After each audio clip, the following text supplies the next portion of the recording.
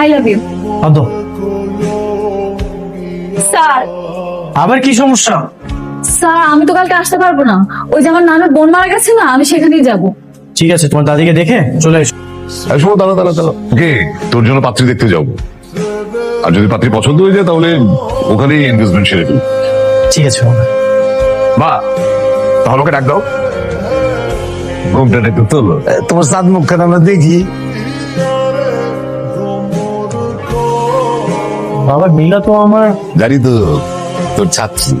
হায় আল্লাহ আল্লাহ, এটা কি হইলো? শুভ স্যারের সাথে আমার বিয়েটা ঠিক হইলো? শুভ স্যারকে এখন মুখ দেখাবো কি? তোমার নামের বোন নাকি মারা গেছে? গিয়েছে তো, সে ছোটবেলায় মারা গিয়েছে স্যার। বিয়ের জন্য মিথ্যা কথা বলতে তোমার লজ্জা করলো না? লজ্জা করেছে বলেই তো দৌড়ে ছাদে চলে আসলাম।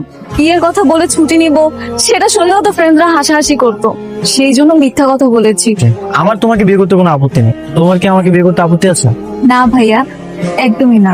সারা তুই ঘুমাতে দিস না নাকি সারা ফোনে কথা বলেছিস? তুইও না স্যার।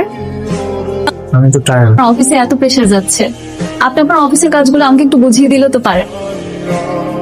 একা বিয়ের পরে কি আমরা স্যার ডাকবো নাকি দুলাভাই ডাকবো? কেন দুলাভাই ডাকবো। স্যার ডাকবে না দুলাভাই ডাকবে সেটা বিয়ে করে দেখা যাবে। বারে, আমার হবু ছোট বোন জামাই, দেখো তোমার বলছিলাম আর কি। দাও ফাইলগুলো দাও, ও সাইন করে দিবে। আপনি কি বলতে চাচ্ছেন আপনার এই পেপারস গুলো আমি অনুমোদন দিয়ে দিই?